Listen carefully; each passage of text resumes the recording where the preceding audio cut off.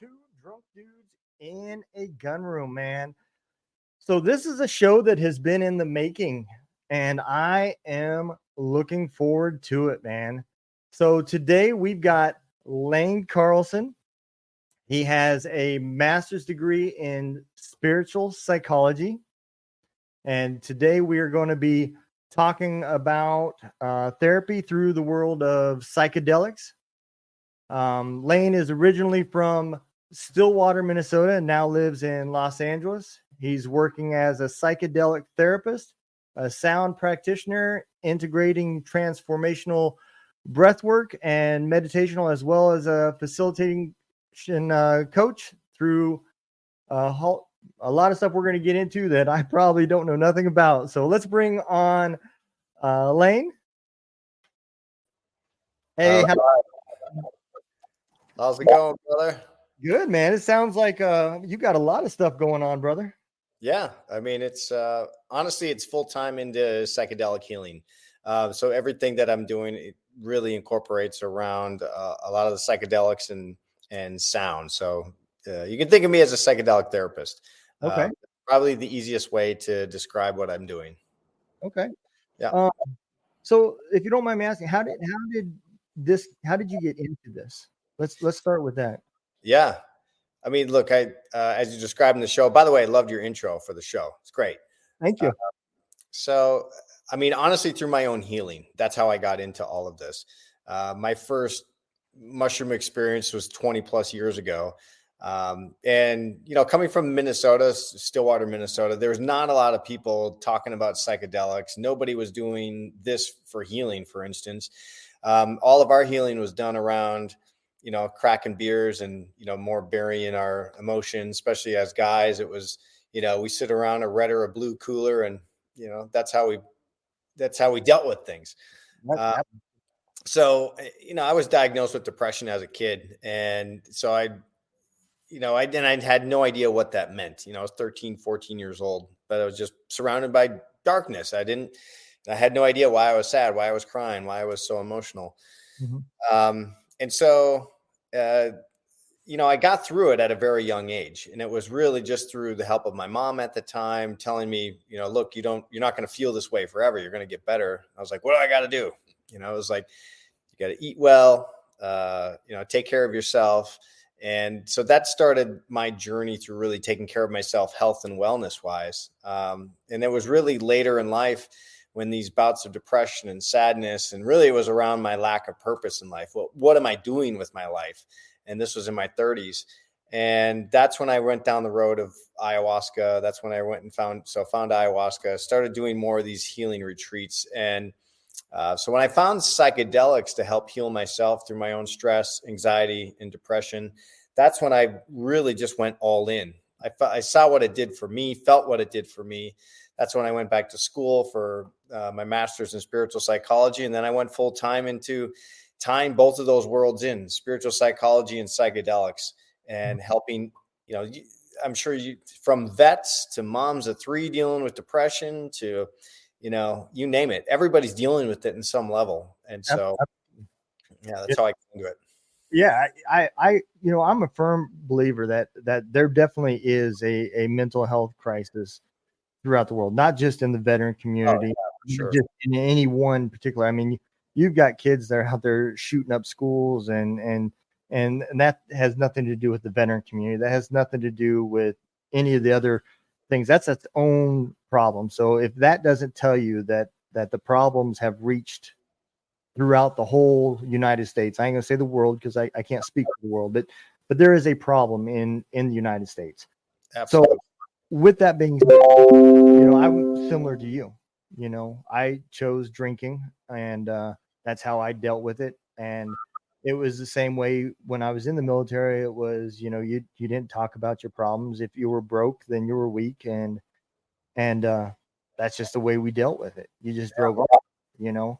So I followed the trend of a lot of others. You know, as I was getting ready to retire, you know, suicide became the option that I started looking at and putting those things in line. And when that didn't happen, and I was still compressing and everything else, I ended up blowing up and destroying parts of my family and relationships between me and my son.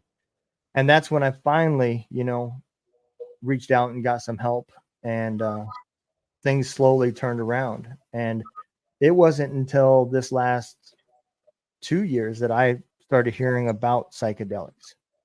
Okay. And, I literally started hearing it from on the Joe Rogan show. And so when I first started hearing it from there, I was like, man, this just sounds like somebody just out there using drugs to get through things. Well, I did that with alcohol, Yeah. But then when I started listening to it from the Sean Ryan show, I seen the other side of it. And that's when I started doing some research, and it seems to be some legitimacy behind it after I started doing some research. So if you don't mind, can you explain how does this all work? How does it help people? Yeah. Great question, because I had the same, by the way, the propaganda that happened in the 60s, around the war on drugs, and they're going to fry your brains, gateway to everything else that's bad in life. Mm-hmm. They did a good job, and they still, that stigma is around. And so and what's happening now is a lot of the major universities are studying this. A lot of research has gone into, we can touch on, I'll give you the kind of the groundwork of psychedelics Okay. from psilocybin's perspective. But what I like to tell people is, it isn't me. It isn't any other facilitator healing you. It's you having the opportunity to heal yourself. And so that's what psychedelics really allows you to do, is commune with, you think of psilocybin, for instance, we'll touch on this one, but it is very ancient wisdom. So we've been doing this for thousands of years, these rites of passages, these ceremonies, taking these magic mushrooms for thousands of years. You can see this depicted on cave walls. You talk about Joe Rogan. He got into Terrence McKenna. It was the stoned ape theory, about how us early humans really became who we are. Our intellect basically tripled in size. Our brains tripled in size some 2 million years ago. And that was highly, this is what they're thinking, that it was due to psychedelics, due to taking mushrooms. Because what we would do is we would follow game trail like we would now. If you're going to go hunting, you follow game trail, you follow the tracks. Yep. And so what was happening back then was, obviously there was mushrooms growing out of the excrement of these animals. And then we would take that, and that led to a lot of our intellectual advancements. Our tools got sharper. We started communing. Our empathy got bigger. We started living longer. And I think that's a big reason why we're coming back to mushrooms now today, is, to learn something new about ourselves. And so what psilocybin does, basically, to, basic level on the science level for your brain, is it restricts blood flow to an area of the brain called the default mode network. So people with highly active default mode networks, constantly focusing on the past or constantly focusing on the future, that's a very active default mode network. And so that leads to stress, anxiety, and depression. So when you're consuming psilocybin mushrooms, what it does is literally restricts that blood flow to that part of the brain. And for the 4 to 6 hours, you are just present with what is. And another beautiful thing that happens is, so the way you're listening to me, the way we're, listening to each other, that's a neurological connection. Your body's responding, you're believing what I'm saying, or you're not believing what I'm saying. That's all a neurological connection. Mm-hmm. So what psilocybin does is allows your brain to open up to new possibilities. We're connecting new neurological connections called neurogenesis. And so your brain, they've done brain scans of people on psilocybin, and it's lit up like the 4th of July. It's a really beautiful thing, because what it does is it allows you to start realizing a different potential as far as how you can perceive yourself and the outside world. And so sometimes our hardwired thinking, I hate this person, or this isn't going to work for me, that's a neurological connection. When we're on psilocybin, we end up resetting or retraining the brain to think of new possibilities, think of a different way. And so that's why there's really so much beauty around psilocybin helping with PTSD, with or post-traumatic stress and anxiety and depression, because a lot of that is hardwired thinking, or it's constantly ruminating about the past or the future. And so we're able to retrain and recalibrate, reset the brain in a beautiful way. Okay. So that would make sense then, because there is a lot of hard wiring that comes from the military, especially with the trauma, because I mean, what goes on during combat is not a normal thing. I mean, you can't go over there with the mindset of, oh, they're just people, we're here to help them. That you have to have that rage, the hatred, and it's either them or you kind of mentality, um, to make it through that. And that's kind of the way you're brainwashed and thought into that. And that brings back beliefs when you come back. Yeah. You hear that through a lot of the comments made from the Vietnam era veterans, and you hear it through our generation of war too when they're talking. So what you're saying then is this would be a good alternative for somebody that's dealing with those angers and those resentments against people in general about stuff like that. Yeah, I'd want to add too is, especially in combat, when you're having to be the tip of the spear, you're in fight or flight mode, and your adrenals and everything is heightened. And so it's like when you're coming back, and I feel like this is probably what you dealt with and many other soldiers I've talked to, is like, how do I acclimate back in society where I'm not in that fight or flight mode? And that's why a lot of soldiers are attracted back into being cops or, firefighters, because it gives them a bit of that adrenaline rush. But there is a way to finally calm the brain down, and that is through psilocybin. It's a beautiful way to do that, to not feel that you have to be in that fight or flight mode, but allowing the brain to calm down. So it's really just working on the brain. So you don't have to worry about the rest of the organs of the body either, which is nice. And it's by far the safest thing to go into. It's much safer than alcohol, safer than, caffeine. You just obviously have to, be in a space where you can do it for 4 to 6 hours on a deeper experience. Although what's really popular now is microdosing. So microdosing of psilocybin, you're still meant to be able to take care of kids, drive your car, go to work, but on a micro level, the discussion we had around restricting blood flow to the default mode network in our brain, we're doing that on a very small level, and it's very subtle. Most people, what they tell me is, Lane, I don't know what it is, but I just feel good. That's the power of microdose. It's meant to be able to replace the antidepressants. So what's great is I've had a lot of people get off of antidepressants and start introducing microdose, because I think, SSRIs, antidepressants, anti-anxiety meds are great, if you need them for the short term. I don't feel like it's a great long-term solution. I agree.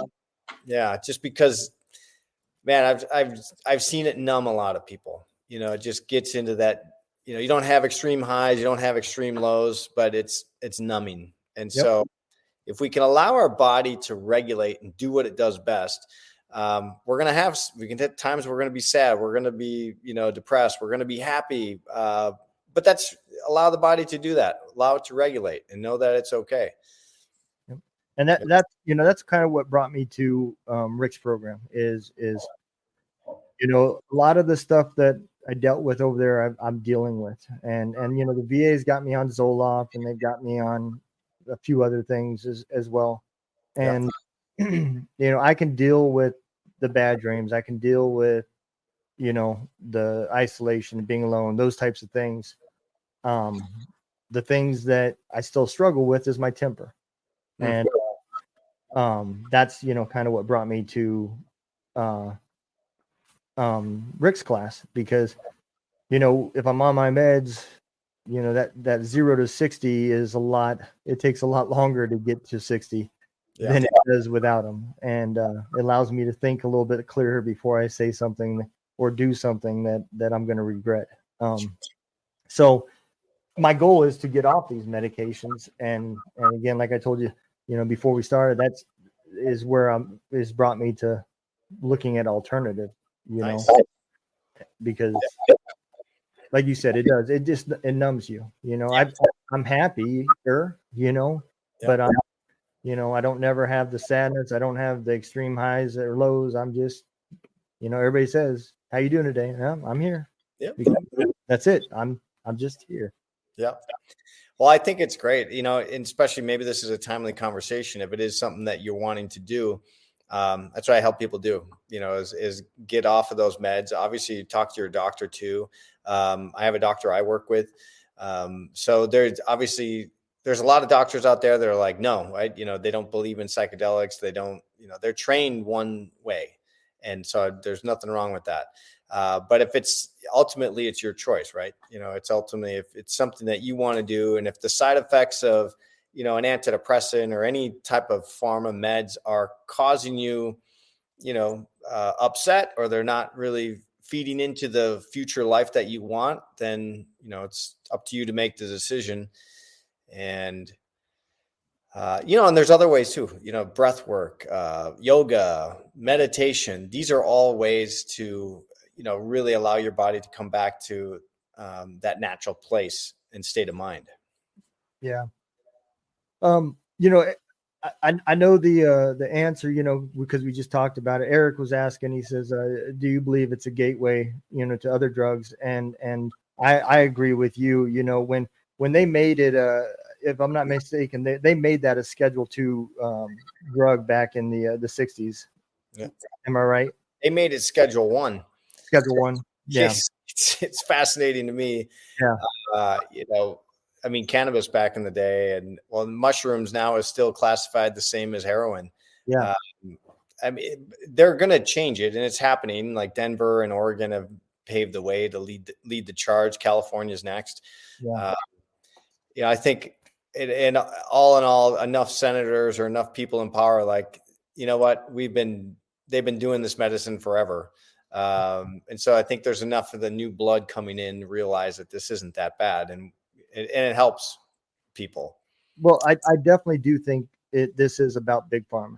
I really do, because not one time has the doctor that has put me on my meds ever talked about, now that I'm stable and doing good, there still has never been no talk about the exit plan. Yeah. It's just, okay, well, I'll renew your meds. See you in 3 months. Yep. Look at you. You're a dollar sign. Yep. Yeah. And so I do think that, these are supposed to be meds to help you get through while you're going through therapy and dealing with your issues, not permanently masking your issues, because you're treating symptoms. You're not treating the underlying problem. That's right. I can stay on these meds and my temper will be great till I die. Yep. Or I can deal with the problem that's causing it, so that I can still go back to being me and not have to take meds every day. Yeah, you hit it on the head. It's going into the root of it. And I'll tell you, I've had a lot of people going into these experiences. It's like 20 years of psychotherapy in one sitting. So in one 4 to 6 hour experience, you're watching the movie of your life being played out in front of you. And what happens is you start realizing, oh, this is where my challenges still are. This is where I've, some of my downfalls. It also opens up new pathways. It's probably the easiest way to look at it is you're literally closing your eyes, especially with these deep psychedelic experiences that I'll do for people. And it is a movie. And like a movie, you don't want to talk through it. You don't want to really open your eyes and, look anywhere else, except when we close our eyes, we're watching that movie. And you get to be the star of that movie. It's taking you through an experience of, you need to let go of this. This is the trauma that you're still focused on. This is what's really poignant now in your life, or it's opening new pathways. It may tell you also, this medicine may also show you different people you need to stay away from. And it's great, and at the end of the day, you have divine will. You can choose your path in life. But what I always say is ancient wisdom. It's nature speaking to you. This is one of the most intelligent, longest living organisms in the world is fungi, mushrooms, and it's connected with nature. It speaks to, if you can believe this, their root system especially with mushrooms, communicating with trees and plants, and it's unbelievable. So it's one of the largest in the world. It is the largest in the world as far as communication patterns underground. We have the above ground internet, but we also have this below ground, what's called a mycelium network, and that's how the mushrooms communicate. So anyway, you're tapping into that, and it's very very wise. And within that, I feel like we've lost that connection with nature, and that's why a lot of us are remembering now. That's why this conversation is coming up, is we're all remembering. Oh yeah, this is what works. Taking plant medicine helps me and will work with me. Yeah, and again, we don't. What's the side effects from 30 years of taking Zoloft? From myself, Yeah. I mean, maybe nothing, but it definitely can't be beneficial either. Yeah. I mean, So I've had a lot of people on antidepressants that, from, low energy to, the low sex drive to my appetite isn't what it used to be, to I'm numb. I go to see my kid's soccer game and I'm like, it's like numb. So whatever side effects there are, that's where I say, does it outweigh the benefits? And I think short term, I think some people need it, but I think especially if it's in the back of your mind of maybe it's something I want to get off of, know that there's ways to do it safely. Yeah. So, you hear this a lot about people talking about the bad experiences with it. So I assume what they're talking about is when they're dealing through the trauma, and you say you're watching a movie. Yeah. Is this, are they reliving these experiences, or is it, because for like me, one of the things that has helped me get to where I am is I have basically been rewriting my life story, my book about this for my kids, to kind of explain why I became from this one guy into turning into this other asshole that they seen. Yeah. Not so much, whether I publish it or don't publish it doesn't matter. I just want my kids to know my story. Nice. And that has helped me kind of see things from a different perspective as I'm putting it on paper. And so I'm kind of picturing what you're saying as you're, as this outside person watching this film. Is it that kind of experience that you're judging yourself, or is it more like you feel it again and you're living through it again? Yeah. It could be a combination of both. Because within this experience, people always ask that, like, is this going to be scary? Will I be okay after this? I'm like, yes, you're going to be okay after this. And yes, some challenging things can come up for you. There's I forget the author, but the body keeps the score. So, us humans are the only ones that when something traumatic happens to us, we go like this. We tense up and we hold it in our body. So our cells keep that memory, keep that score. And if we don't find ways to release it, especially after the trauma happens, it's there and it's buried, and what causes dis-ease or disease in our body. So if we're not dealing with it, it's going to cause dis-ease or disease in our body. So yes, within the experience, what happens is it's you think of it this way: is the cells in the body are communicating with the medicine, and boom, we're going to experience what you've been ignoring. So if you've been ignoring the traumatic event that happened at war, you saw your buddy die, you didn't deal with this, you didn't deal with that, whatever that is, it's going to come back up, or it can come back. I don't want to say it will, but it can come back up. And I always tell people this is like any of the darkness that happens in life, face it. What are you here to teach me? And so when we can step into the darkness, that's where there's always that light at the end of the tunnel. And that's usually what happens with these experiences. What are you here to teach me? As we step in it, as you soldiers know, you're the tip of the spear. You're the ones going in there. You're the ones making change. You're the one protecting. You're the one stepping into the dark corners. And within that, some of that isn't non-familiar to you. You can step in and say, okay, what are you here to teach me? And within that, it's really beautiful when you can finally acknowledge that darkness, step into it, and like, oh, that's where my pain is. That's what I've been ignoring. And that's where the big change can happen. So when we can face that, that's where a lot of the, the big healing and the changes can happen in people, is when they face that challenge. I keep seeing in the chat, some of the guys are talking about environment is important. And I remember hearing Sean Ryan talk about in his show about how he always goes to this spot that's way off, by a lake or a stream, very secluded. And it's him and the little group that, his coach and everybody that goes out there, it's very ritualistic as he puts it. Is that true too, that, the environment that you put yourself when you go to do this treatment is that important too? Or is this just like, Zoloft, you just pop it in the morning and, especially the Zoloft becomes like an unconscious thing. And then we almost stopped treating it as medicine. We just treat it as this is a thing I have to take to make my brain work. Whereas in psilocybin, it's all about set and setting. So the mindset, what I want to get out of this experience and where my mind is, and also your setting. So yes, the beautiful lake. Even if you're home, you want to make sure that when I'm leading ceremonies, it's a ceremonial space. When you step in it, you see gongs and musical instruments, and there's a bed and there's candles. And so you walk in and you feel the environment.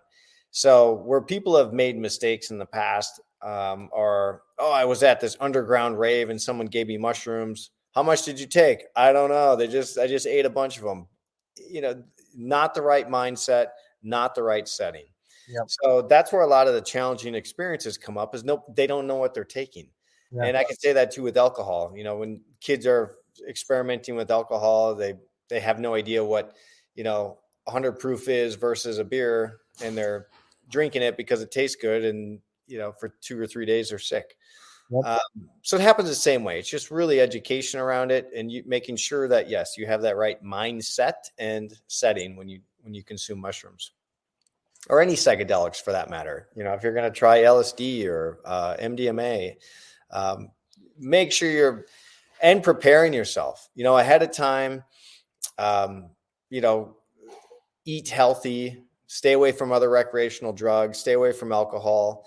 And I think one of the big things too is, if you are taking SSRIs or other antidepressants, talk to your doctor about it, because specifically with the SSRIs and like psilocybin or, an ayahuasca, is you can have what's called serotonin syndrome. It's pretty rare, but you just don't want to mix anything that's going to cause you harm. So just making sure you're doing your research around utilizing big pharma and natural medicine. So you may have to titrate down to a lower amount. That's what I get a lot of my clients to do, is start titrating off their antidepressants, get down, and then boom, when we're clear of big pharma, we can start working with the natural body again, and then introduce natural medicine. Which I'm assuming would probably be the goal for most of your clients anyways, is to get away from the big pharma stuff anyways. Yeah. So that would kind of, in a way, you're seeing your end result at the beginning, there might be some troubling aspects after that, until you get through the process. But there's turbulent water, let me tell you. Coming off of antidepressants and even staying off of them is not it's not one and done for everybody. Right. It can take time. It can get tough. It can get challenging. Ultimately, it's the will of the person. I think we all are easy to do that. When we get faced with challenges, it's easy to retreat into the couch and watch Netflix. But if you want to make the change, it starts with, making behavioral changes too. Yeah. I mean, so when I first got out, I went through, looking back now, it seems, like I was playing a playbook out of every other soldier's story, because, the trend is just so common. You went through that planning of, your own suicide and depression stage, to the I'm not fucked up, you're fucked up, there's nothing wrong with me, it's everybody else's problem, to the I don't want to be around anybody. I would literally come home, eat dinner, and go straight to the bedroom and stay the rest of the night in the bedroom till the next morning. And then I thought I had the best job ever. I became a truck driver, so I stayed in a truck, slept in a truck, and spent 6 weeks at a time in a truck. Didn't have to be around nobody. Yeah. And the whole time I was just getting more and more depressed and angry and raging, and still not seeing it until finally the volcano just erupted. But What was the wake up call for you? what's that? What was the wake up call for you? So we had a hurricane in Georgia, and I came back home to help prepare the house for the storm. And everybody in Georgia lives in a trailer, so all the people that knew me came to my house. So I had myself, my wife, my son, my daughter, his girlfriend, his girlfriend's sister, his girlfriend's mom, and all these people in the house. And I already didn't do well in big crowds with a bunch of people.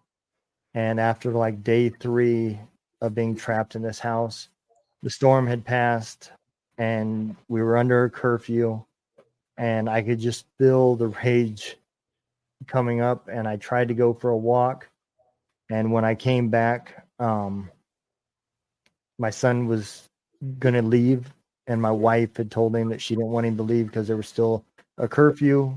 And my son had already been in trouble with the law, and it set me off, and things almost turned physical. My wife had to get in the middle between me and him, and it didn't have to. I ended up throwing my son out of the house over everything. So my son ended up having to leave and not live with us anymore right after a hurricane passed through the house.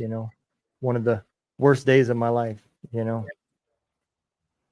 But it was kind of a wake up call. I got lucky, and I did go see a good therapist, or a good psychologist. And he kind of, he did what psychologists do. They put me on medication and everything else, but he did kind of give me a wake up call to, I mean, I spent 68 months deployed, just between Iraq, Afghanistan, and Bosnia. So, he did kind of educate me that, what I went through wasn't normal. That's not what a normal person should have to live through, Right. And so it's taken some time, and then I did the same thing that every person does. I got better, and then he shut his practice down, and I didn't need the meds no more, and threw them away, and slowly went back down that hill again. And then we moved to Missouri, and this time I seen that trend going back down again before it got to that point again. And I went back. I went to the VA this time and got some help. And Good. now I'm trying to do it the right way, slowly, and deal with the problems and not just the symptoms, so that I can get off the meds and not have to get back on them. Good for you. Thanks for sharing that. Yeah, it's big. How's the relationship with your son now? Rocky, we talked finally. I mean, this was probably 5 years ago, 4 or 5 years ago. We probably didn't talk for 3 of those years. So Wow. these last couple of years, we talk now. It's good. I wouldn't say that we talk like father and son yet, but we at least communicate. Yep. Not yet. Well, that's good. You're making the effort and making the changes. I'm sure he realizes that and sees that too. Yeah. Yeah. Good for you. So, but yeah, it's it's been a long road, and as I'm learning going through Rick's class, it's even harder when you start having to look at yourself and realizing, I didn't even know that was a problem. Yeah. To address it. The blind spots. Yeah, absolutely. Yeah. We all got them. Don't worry. Yep. Yeah, absolutely. So the other question I do got is what is the difference between, say, mushroom and something like LSD? Because I know the VA has kind of dabbled in therapy with that as well for extreme cases. Sure. Because that's man-made, if I'm not mistaken. Am I right? Yep. So is that kind of getting back into like similar to like big pharma then, or? Yeah, but in it is because it's made in a lab. You can say that, but what it does to your brain is much more beautiful.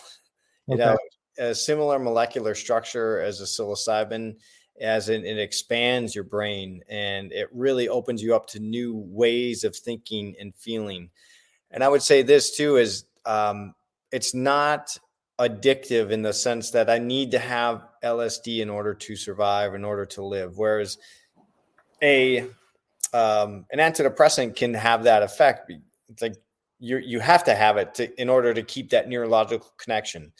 LSD and psilocybin are same as boom. We're going to expand the brain into um, realizing our full potential, and those connections and that understanding can be made. And it isn't going to be the sense of I have to have this in order to remember this. So LSD is very mind expansive. So is psilocybin. The duration is much longer with the LSD experience.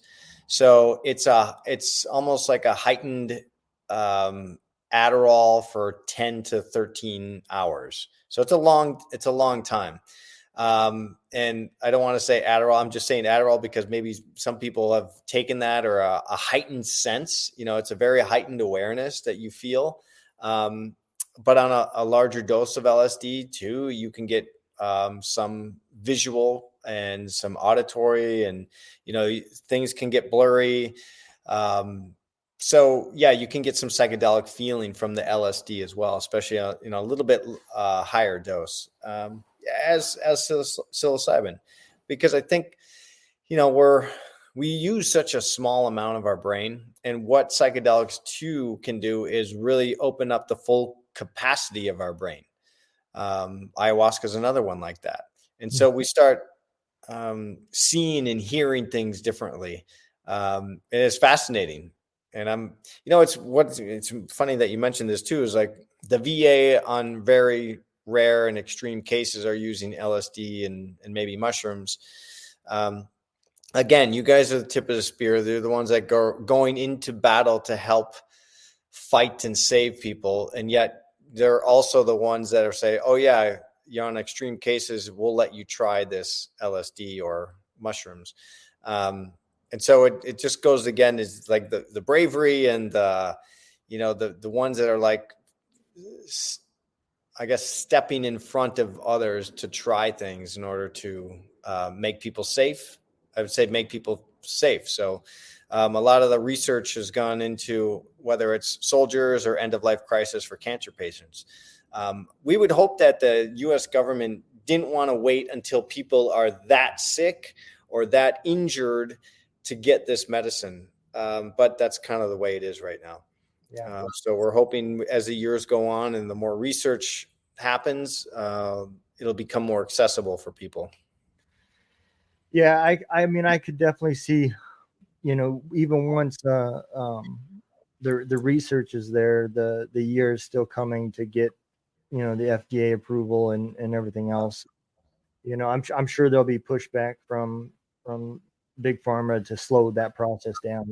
I don't from everything I'm seeing, I don't see any way of stopping it, but I Yeah. definitely see it taking quite a while to get there. Yeah, Big Pharma's already playing with the synthetic version of psilocybin. Yeah. Um, and honestly, I haven't tried it, and so I'm not a really big fan of synthetic mushrooms.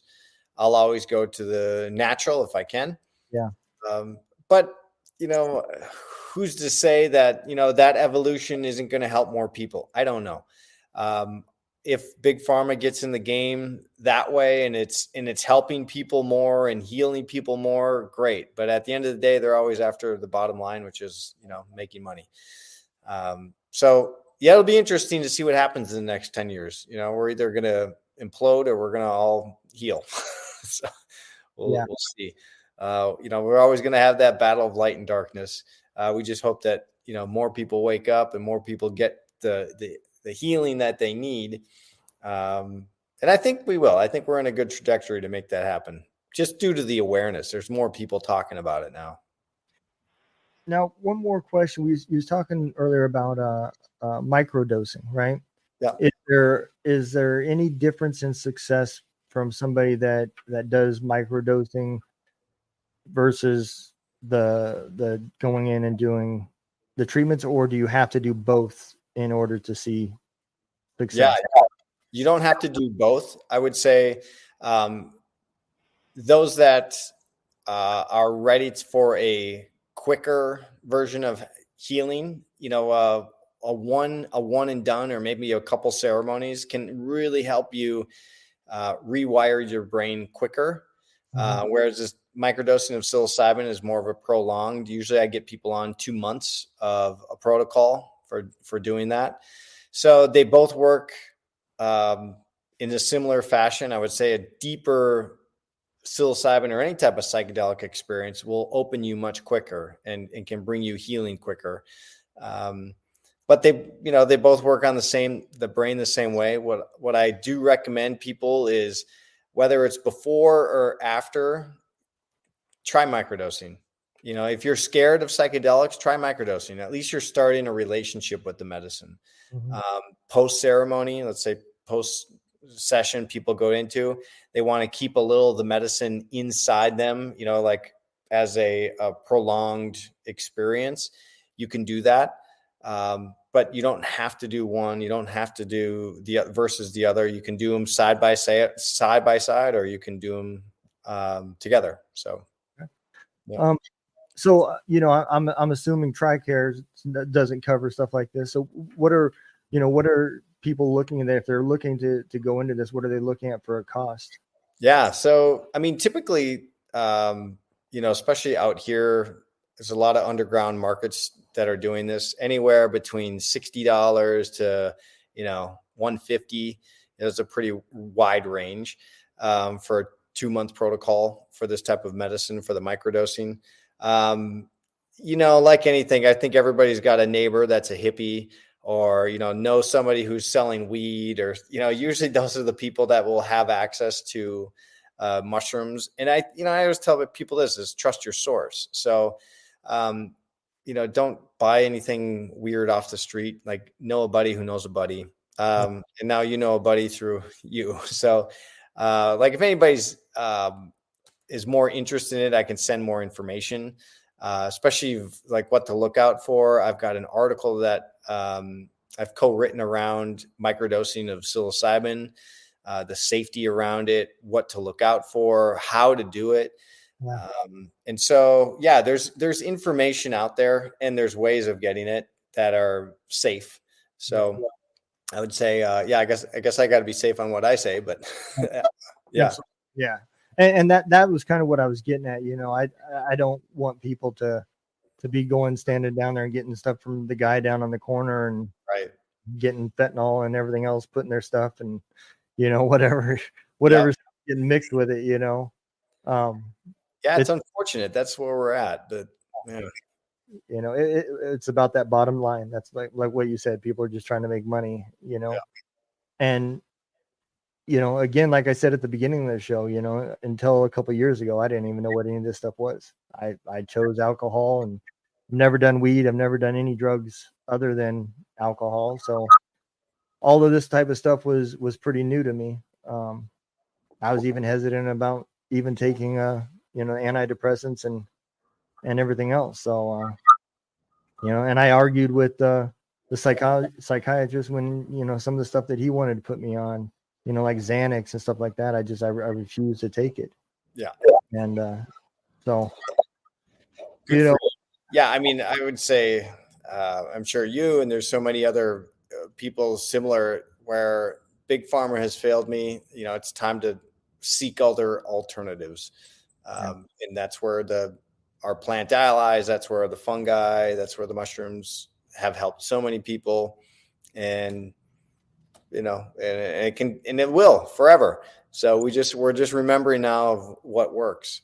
And I always, it's treated as a lifestyle. It's not. I always tell people it's not one and done. I'm going to go do a ceremony and now my life has changed. It's like, no, you got to, the integration.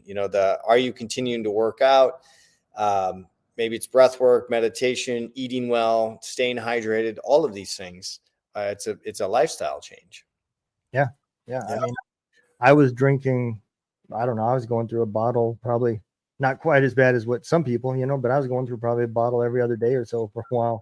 Sure. And, now I go through a bottle maybe a month, and maybe even longer. And a 6-pack or a 12-pack of beer lasts me easily a month. I don't drink a whole lot of beer. Yeah. I've changed that much, and now I'm starting to lose weight and work on that side of myself too. So yeah, I definitely get it. Now it's about damage control and fixing the things that I've done in the past, and one day at a time, one foot in front of the other. That's it for you. So, well, Lane, I definitely appreciate you coming on, man, because there's definitely, and I will definitely be reaching out to you, and I hope some of the other people that have reached out to me will take the opportunity to do so as well.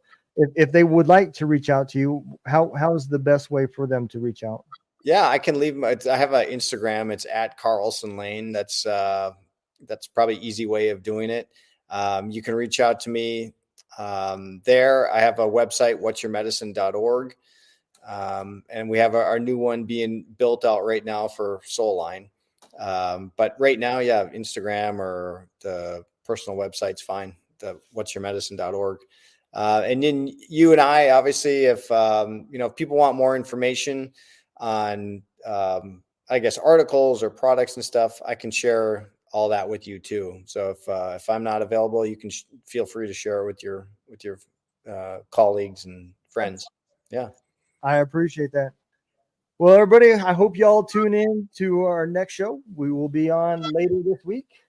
Y'all take care, be safe, and have a good one.